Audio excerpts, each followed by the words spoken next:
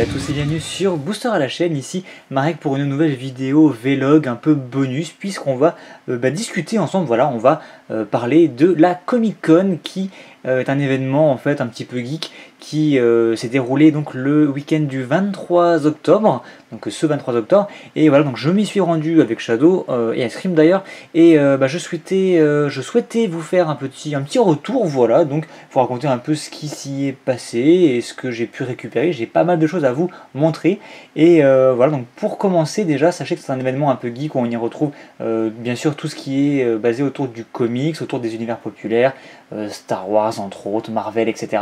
On y retrouve aussi bien des produits un peu japonais, donc un peu dans le style de la Japan Expo.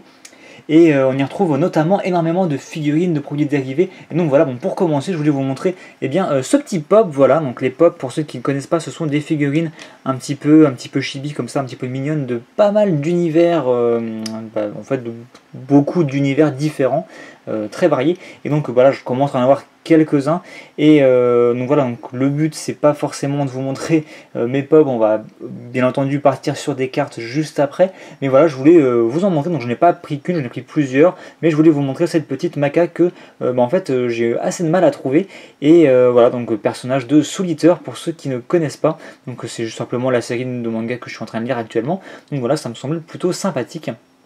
Et donc je vais la laisser ici, et bien sûr donc je suis pas là pour vous parler de pop, mais bien de cartes comme je vous le disais, et je suis tombé donc sur un stand qui proposait des jeux en tout genre et notamment des cartes Magic. Donc on n'a pas trouvé de stand Pokémon, apparemment il y en avait un, mais tous les produits ont été écoulés le vendredi ou le samedi. Or nous on est arrivé le dimanche bien entendu, mais il y avait quand même des produits Magic, et notamment un petit stand, un vendeur donc qui proposait un classeur avec des cartes à l'unité. Et donc en feuilletant, je suis tombé sur diverses choses très intéressantes. Donc premièrement, je suis tombé sur des cartes Fléau en foil en français, donc deux pour être exact. Donc vous le savez, je tente de compléter le set de Fléau. Donc le set est complété, mais je tente de compléter le master set, c'est-à-dire que j'essaie de récupérer les cartes également en foil. Et donc voilà, je suis tombé sur deux petites communes, dont l'empate farouche qui est plutôt sympathique, surtout en EDH. Et voilà, c'était plutôt sympathique. Donc deux petites cartes, en plus qui sont dans un état très correct, même si là il y a un petit coin, mais bon, c'est pas très grave, pour compléter mon petit set. Voilà, donc rien de foufou non plus. Mais attendez, ça va venir. Ensuite, je suis tombé sur une magnifique petite Joria. Donc Joria des Guituk en foil. Donc c'est en fait un personnage que j'apprécie énormément. Et je possédais déjà la carte en version normale, donc non foil, puisque je suis en train de construire un deck, en fait, un commandeur dessus, basé sur elle. Et d'ailleurs, je m'aperçois que la sleeve est un peu destroy, donc je vais la remplacer. Et voilà, donc je l'ai trouvé en foil et je me suis dit que c'était quand même plus classe, donc voilà, je me la suis prise. Donc petite parenthèse là-dessus, ce personnage donc, qui apparaît, comme vous pouvez le voir dans l'extension Vision de l'avenir, donc du bloc Spirale Temporelle, en fait est l'un des personnages principaux de la trilogie de romans qui est sortie basée sur Spirale Temporelle. Donc voici le premier tome, pour ceux qui ne connaîtraient pas. Donc il y a eu, à ma connaissance, deux trilogies qui relatent les événements de Magic sortis en français. Donc il y a eu une trilogie Spirale Temporelle, donc Spirale Temporelle, Chaos Planaire et Vision de l'avenir. Donc voici Spirale Temporelle avec Radha, qui est un des personnages principaux, et Teferi, le Planeswalker, qui est un autre personnage principal. Et donc on a Joria qui apparaît dans ce tome, dans ces trois romans. Et la deuxième trilogie qu'il y a eu, c'était sur Ravnica, donc Ravnica, la Cité des Guildes, Discord et le Pacte des Guildes, voilà. Donc c'est deux séries qui sont sorties en français à ma connaissance, donc j'ai lu les deux. Je vous conseille plutôt Ravnica, qui est quand même beaucoup plus fun à lire. C'est un peu plus abstrait, un peu plus complexe, je trouve, sur Spirale Temporelle. En même temps c'est Spirale Temporelle, quoi, mais ça reste quand même très sympathique si vous êtes fan et que vous voulez vous cultiver un petit peu sur le lore de Magic. Voilà, parenthèse terminée. Mais du coup, très sympathique cette petite Joria. On passe ensuite à du plus lourd, donc je vais en faire une autre parenthèse. En fait, je me suis dit que c'était l'occasion, vu qu'il y avait des boosters Eternal Masters, je me suis dit, allez, soyons fous, achetons un petit booster Eternal Masters, et j'ai été bien inspiré. D'ailleurs, c'est Ice qui l'a choisi, et elle a très bien choisi, puisqu'on est tombé sur une magnifique donc Sneak Attack, donc attaque furtive. Donc une mythique, voilà, tout simplement, une très bonne mythique en plus, qui en plus on l'avait pas forcément pioché dans les ouvertures de boîtes qu'on a faites sur la chaîne, donc c'est plutôt sympathique. Donc qu'est-ce que c'est? Un petit enchantement que vous posez pour 4, et ensuite il vous permet tout simplement en payant un rouge, autant de fois que vous le souhaitez en fait, vous mettez une créature de votre main, voilà, vous la mettez en jeu direct, et elle gagne la célérité jusqu'à la fin du tour, donc vous pouvez attaquer tout de suite avec, par contre vous devez la sacrifier à la prochaine étape de fin. Donc c'est plutôt pas mal, vous vous en servez comme bloqueur surprise ou comme attaquant surprise, voilà. Donc de très grosses créatures, vous pouvez les poser pour un rouge, attaquer avec, même si elle est sacrifiée, c'est pas très grave, vous avez attaqué avec, pour un rouge c'est plutôt fort. Donc voilà, donc je pense que je l'intégrerai dans un EDH, donc je pense pas qu'elle soit restreinte ou quoi que ce soit, donc je verrai bien. Donc c'est plutôt une très bonne surprise. Et maintenant on va attaquer le lourd, donc voilà, donc ce monsieur qui vendait des cartes à l'unité, donc essentiellement du foil, mais surtout il faisait de l'altération de cartes, donc tout de suite c'est donc Kevin Alter, donc je vous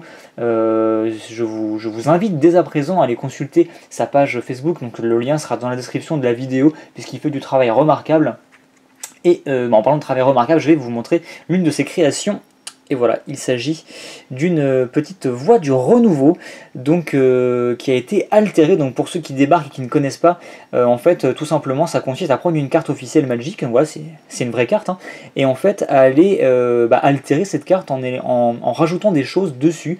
Donc là, en l'occurrence, c'est fait à la main, à la peinture, et on a une version donc frameless de la carte, c'est-à-dire le contour a été retiré pour prolonger l'illustration, mais il y a d'autres types d'altérations comme le pop-out qui consiste justement en fait à prolonger le personnage qui est sur la carte pour le faire dépasser du cadre, voire même recouvrir des parties du texte, mais voilà, donc ça peut rendre des effets plus ou moins bien.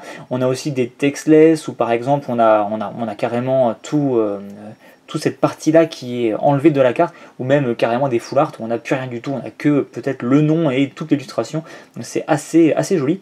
Et voilà, donc en fait ça c'est fait à la main, et c'est vraiment le rendu est vraiment exceptionnel, et c'est une carte que j'avais pas en plus, donc ce petit élémental de l'édition Return to Ravnica, donc le bloc Return to Ravnica et l'extension Labyrinthe du Dragon, donc très très bon petit élémental qui vous permet de poser des énormes jetons en fait, donc c'est vraiment très très fort, et je l'avais pas, et comme il me la fallait pour un EDH, voilà, je suis tombé dessus et j'ai complètement craqué. Donc on a un super du coup frameless là pour le coup, avec un super effet de lumière, des effets un petit peu vieillissants en fait, vu que c'est une créature qui vit a priori dans la jungle, donc vraiment magnifique. Voilà, j'ai complètement craqué. Donc bien sûr, il faisait d'autres réalisations, donc encore une fois, allez visiter sa page Facebook pour voir à peu près ce qu'il fait. Donc je sais pas s'il a un site officiel, il me semble que oui, je m'en renseignerai. Et donc voilà, donc il fait surtout d'autres types d'altérations que je ne connaissais pas d'ailleurs, c'est la première fois que je voyais ça. En fait, ce qu'il fait, il prend une carte classique, pas forcément foil, même d'ailleurs non foil, et en fait il va aller prendre admettons des terrains full art Zendikar qui sont tout foil, et il va découper en fait ces terrains là pour aller remplacer le fond de la première carte par le terrain full art foil, ce qui fait qu'en fait vous allez avoir votre carte de base, admettons une sneak attack, voilà. Sauf que, en fait, derrière le fond, enfin le lézard aura été découpé, et dans le fond, vous allez en fait avoir un terrain full art foil ou même un terrain classique foil, et donc ça va rendre super claquant en fait. Et je connaissais pas du tout. C'est pas les effets d'altération que je préfère, mais c'est très joli, donc je vous invite à aller voir encore une fois sur sa page pour plus d'exemples tout simplement. Ça pour le coup je sais pas comment ça s'appelle, mais c'est plus du découpage qu'une altération classique on va dire. Alors après ces cartes sont tout à fait légales en tournoi, enfin ça dépend, je suis pas trop au courant des règles. J'avais cru comprendre que si le bord blanc ou noir n'était plus visible, la carte perdait en légalité, mais ça doit dépendre des tournois, je me trompe peut-être. Peut-être qu'il faut simplement que le texte de règles, le nom, le coup de la carte soit clairement identifiable. Je pense que c'est la seule vraie contrainte, après ça dépend bien sûr du tournoi, c'est l'arbitre qui peut décider ou non de vous accepter de la carte. Donc le mieux qu'en fait quand vous avez un deck avec ce type de carte dedans, c'est d'avoir un double de la carte non altérée au cas où l'arbitre ou le juge soit un petit peu relou à ce niveau là. Voilà, donc ça c'était un peu ce qu'on s'est ramené de la Comic Con. Donc on s'est ramené aussi autre chose, voilà, j'ai un petit pack From the Vault, je vous dis pas lequel, mais on s'ouvrira ça très prochainement sur la chaîne, très prochainement un jour on s'ouvrira sur la chaîne. Donc voilà, petite surprise, petit teaser. Et voilà, donc c'est à peu près tout ce qu'on a, ce que j'ai pu récupérer dans cette petite Comic Con. Donc en fin de compte, je suis plutôt très satisfait. Je m'attendais pas à avoir, enfin je m'attendais à avoir un stand en fait qui vendrait des cartes, mais pas forcément des cartes à l'unité et encore moins des cartes altérées. Donc franchement, très bonne découverte. Surtout que c'est ma première carte altérée. Hein. J'avais toujours projeté de m'en procurer, mais sans jamais franchir le pas.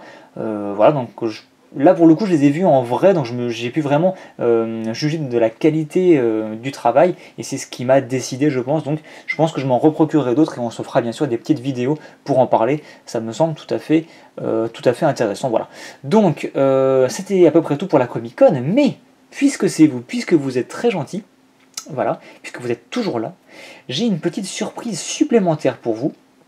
Puisque donc c'était pas pendant la Comic Con, mais c'était juste avant, j'ai pu récupérer une petite commande. Voilà, une petite commande, tout est relatif, de quelques cartes. Bon, je fais durer un peu le suspense, voilà, je voulais vous les montrer. Il s'agit bien de quelques petites inventions de l'extension Kaladesh, donc les inventions, les masterpieces de Kaladesh. Donc ce sont ces fameuses cartes qui sont extrêmement rares, qu'on retrouve tous les environ 150 boosters, donc tous les 4 ou 5 boîtes, et qui sont exclusivement en anglais, et qui sont en fait des rééditions d'artefacts assez populaires, surtout en EDH, et qui sont refaits de manière un peu steampunk, un peu hatterpunk justement, dans l'univers de Kaladesh. Donc c'est plutôt très intéressant, avec un effet foil et un design vraiment impressionnant, très très joli. Et voilà, donc j'en ai récupéré quelques-unes, celles qui coûtaient pas trop cher. Encore une fois, tout est relatif. Et bon voilà, je souhaitais vous les montrer. Il y en a 8 ou 9, je ne sais plus. Et donc on commence avec un donc Gauntlet of Power, donc c'est le corps de pouvoir en quelque sorte. La lanterne chromatique. Donc je sais plus son nom en français, mais une petite pierre, magnifique encore une fois. Les anneaux, dont je crois que c'est clairâtre en français, qui vous permettent en fait de dupliquer des capacités. C'est plutôt sympathique. Carte à combo, ça, clairement. Un orbe statique, voilà, qui va en fait ralentir considérablement le jeu en empêchant les permanents de se dégager.